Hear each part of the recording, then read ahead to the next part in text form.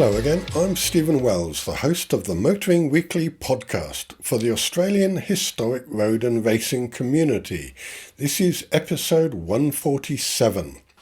Now, listeners will recognise the subject of this podcast because he was interviewed a few weeks ago. However, this podcast covers a section of the work done by the Australian Motor Heritage Foundation, run by volunteers like Andrew Taurins. Have a listen to the work that Andrew does on a Wednesday for the Foundation. I'm with Andrew Taurins at the Australian Motor Heritage Foundation this morning. Andrew, you're actually one of my few double interviewees. We met probably a month ago or so in the field at a classic rally club where you were competing. And we had a quick chat about the rallying and the navigating that you were doing. Today we're going to talk about your involvement with the Heritage Foundation, but I want to start off and talk to you first of all about your background. You made a comment that you were very much into Fords, Escorts, Cortinas and Capris, and when I saw you last you were in the passenger seat of a Capri. Tell me a bit about that part of your life. Thank you, Stephen. Two-timer. Hello again. Yes, I guess I've been a lifelong car enthusiast, and Fords have figured pretty prominently in that. An older and a younger brother also under the influence and also steered in that direction, I guess. I guess personally I've tended towards the smaller Fords, where my brothers probably have had the Falcons and larger engine cars. But yeah, Capris in particular for some reason. I guess I had an aunt that probably got me started when I was before school age in a Capri, and it just went from there. And I think I'm on number 4 at the moment, which needs restoration. But yes, and very much influenced, I guess, by Australian European cars more than anything else. I haven't really worked in the industry at all, but certainly been a long-time enthusiast. Yeah. And one of the other things that you commented on was that you've got literally hundreds, if not thousands, of car magazines. Did that start from an early age? It did start in my teenage years, yes. Yeah, several thousand at least, and I'm a little bit guilty of feeding the habits of some others as well, including people from the rally club. But it's been something that I've grown up with and continue. And there's lots more resources available now online and so on than there used to be to find out automotive information. But particularly back when I was a lot younger, print media was really where it was at, and certainly to get good information on the automotive industry you needed to look at the specialist magazines. Did you, talking about that specialist magazines, were you focused on a particular, was it the Ford magazine, or was it Wheels, or was it a range of different titles that you collected? For me it was more the Wheels and Modern Motor. Australian Muscle Car came along a little bit later, but and there's also an Australian Classic Car magazine which was of reasonable quality as well. So yes, I will admit to having a fair chunk of Street Machine and Performance Street Car magazines and that side of things as well, but I think I was more into the standard cars and the magazines that corresponded with those. In my youth, I collected the British version of Street Machine, and I think I had from number 1 right through to probably 60 or 70.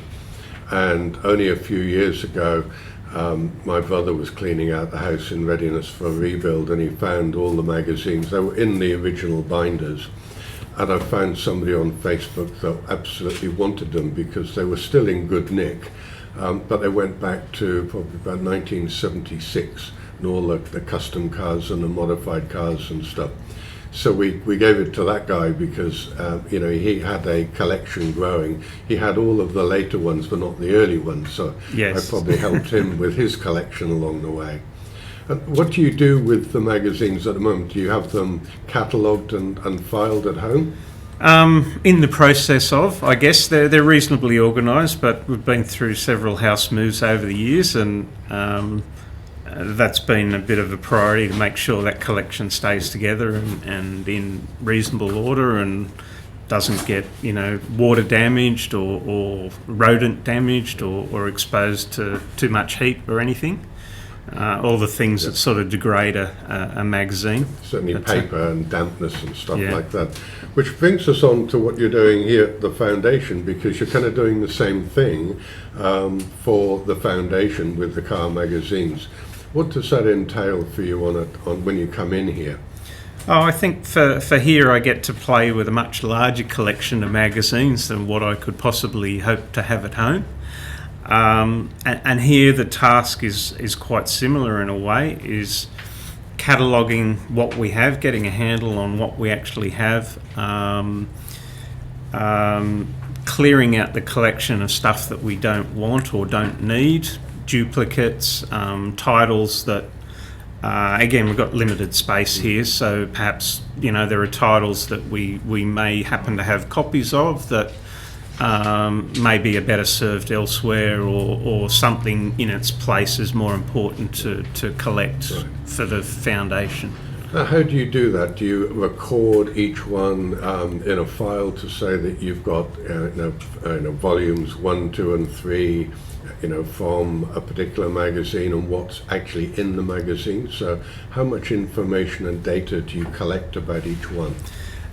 So at this point in time, we're basically operating out of spreadsheets. If you go back a little bit earlier, before I started volunteering here, I guess for a couple of titles there are a few spreadsheets floating around, but there wasn't a very comprehensive reference of what was actually in the collection, and there was also not, it's fair to say, clear objectives about what we should collect and aim to round out. So we started compiling spreadsheets by title, focusing on Australian titles particularly. And the idea behind that is to just record, dates and volume numbers.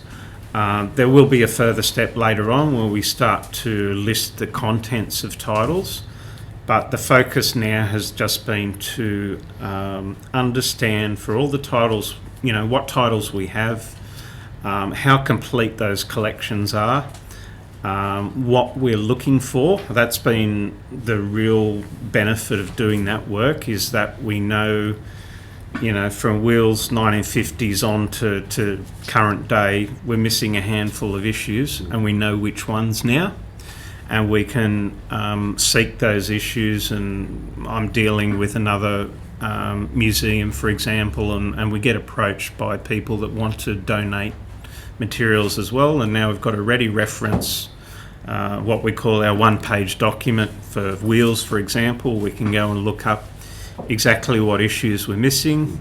The other thing we've been doing in that cataloguing is we have a small percentage of issues typically where there's, the cover is ripped or damaged, or there might be some minor water damage. And in those scenarios, if we could get a better copy, we'd swap it out of the current collection and take the new one in. So we've also got that out on our listing.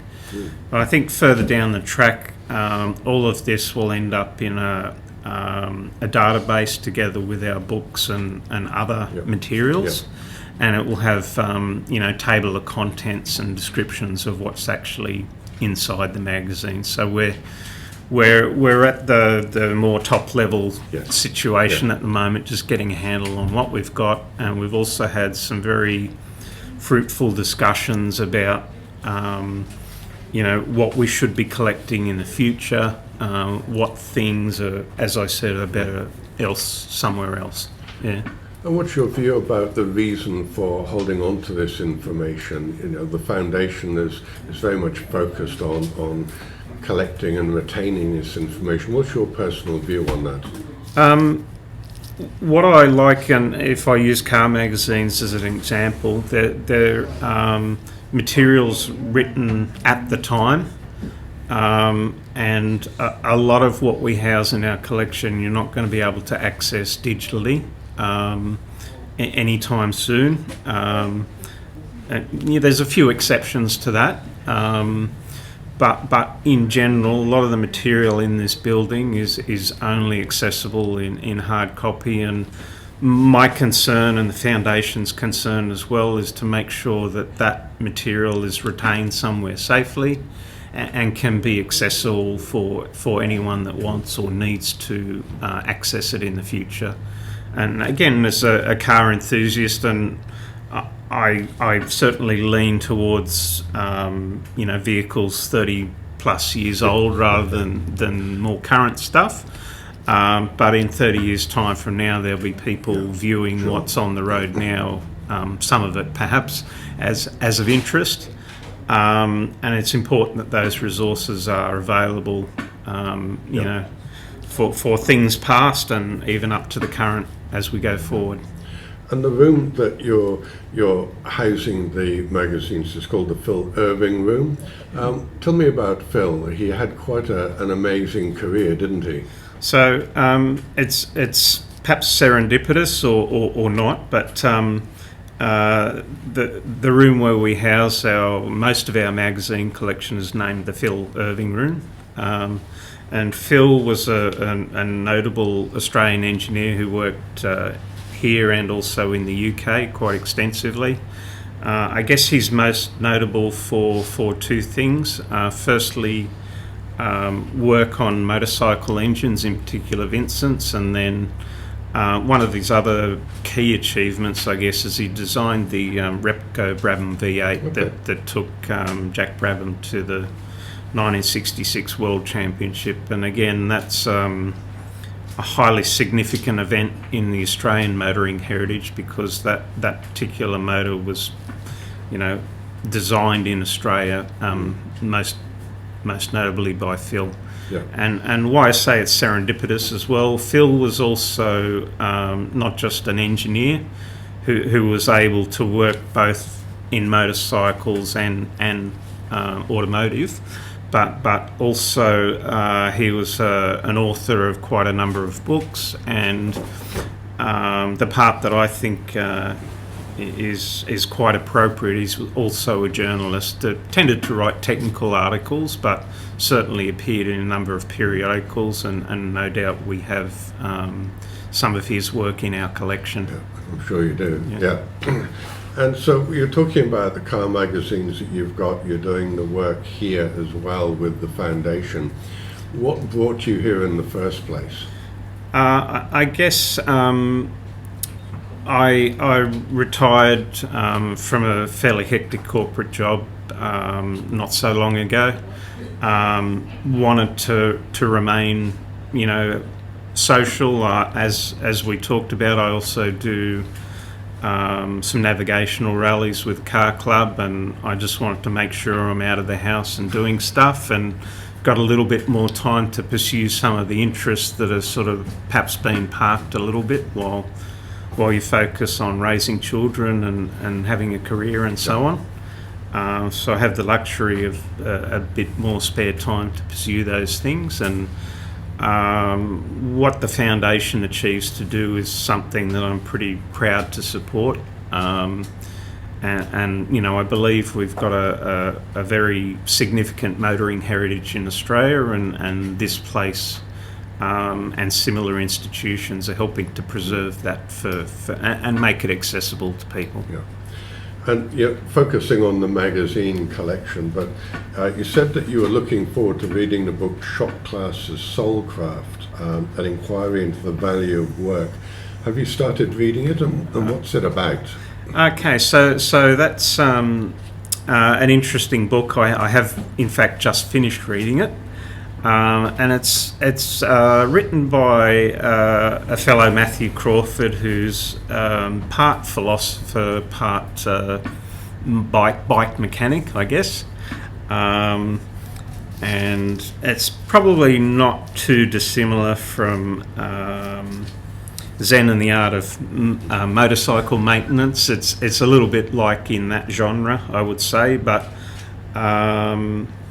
Matthew Crawford was a university academic who, in the end, decided that he preferred doing more hands-on manual type work. And he tells many tales about his times working in the motorcycle, second-hand, old motorcycle business. And I guess he's saying that in this digital age that we're in, there's a lot of jobs that will ultimately become automated or simplified by AI, but things that are location specific, like repairing a motorbike or installing a kitchen or so on, a plumber, whatever, those skills are going to be in high demand, and we need people with those hand skills, and those type of jobs are, perhaps once known as blue collar, but these days they're much more a challenging job, which needs a lot of on the go problem solving. And I guess his key point is that ultimately those type of jobs can be much more satisfying because the end results are very tangible to the person that's performing the work, compared to somebody working in the corporate world as I did, where you don't necessarily get to see at the end of the day what you've worked on so directly. And each of those trades need to have a lot of information about how things work and how things have evolved over the years, because that's the foundation for being able to understand the logic of a problem. And I guess if we look back at what this foundation is doing, it's also collecting all of that information from past years in different formats to be able to teach people in the future certain things. And if we talk about Phil Irving, he designed the racing motor, motorcycle engines. A lot of what he has done would be recorded now in documentation, and if that's held by an organization like this foundation, it enables the younger folk and people in the future to come and grab that information to be able to learn and not make the same mistakes, but evolve what he did over the years. So I think that's a product of what you guys are doing here, is attaining that and helping people to know where to find it. Oh, absolutely, and I'm sure you'll be talking to others today, but we have, for example, a collection of workshop manuals and the same for motorbikes and cars. We have a good collection of motor racing results, a very extensive collection in fact, and people seek us out to get that sort of information, which is not readily available anywhere else. And if you're restoring a car, or you come into ownership of a car and you want to find out more about its history, or what journalists thought about it when the car was launched, these are the type of resources you need to make sense of it all. Yeah. Thank you, Andrew. It's good to have a chat about the foundation and your work here, and the volumes of magazines you're working through, as well as what you've got at home. And I'll either see you here or on a rally somewhere in the future. No doubt. Yeah, So thank you, Stephen. See you. Cheers. There are still lots of events happening. Melbourne Motor Show is on the 5th and 6th of April. Formula V is at Malala in South Australia on the 11th of April. Auto Italia is in Canberra on the 13th of April, and I'm planning to be there with all the great Italian cars. The Gear Club is at Sydney Motorsports Park on the 14th, and the Pittwater Motor Enthusiasts Association, in conjunction with the Northern Beaches Hot Rod Club, are holding a car show at the Pittwater RSL in Myrna Vale on the 27th. I'm registered to show one of my cars at this event, so head over to pittwatermotorclub.org.au for the details. And Formula V are also racing at Morgan Park Raceway in Queensland on the 9th of May. Formula V is a great series to watch and compete in, so if you're in South Australia or Queensland, get along to these race meetings and experience them in the flesh. If you have a club or event that you would like highlighted, send an email to stephen@motoringweekly.com.au and I'll be in touch. There are lots of events happening and my list is growing so that Motoring Weekly listeners can plan to attend. And don't forget to subscribe through your favourite podcast player, Apple, Spotify, iHeartRadio, Audible, Samsung or YouTube, and get the episodes delivered as they're published, or simply subscribe to the website motoringweekly.com.au and you can listen there. I'm Stephen Wells and you've listened to Motoring Weekly, the podcast for the Australian historic road and racing community.